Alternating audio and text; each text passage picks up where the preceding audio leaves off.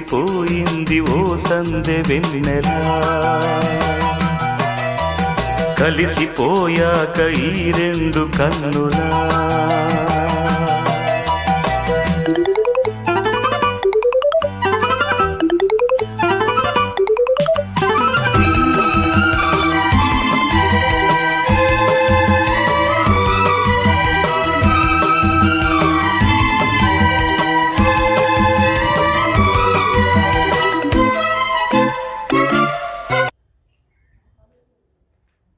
చంపడానికి ఎవరికి ఎలా లేదు, చూసి ఫోటో తీసి వచ్చాడు, వేసుకున్నాం మేము.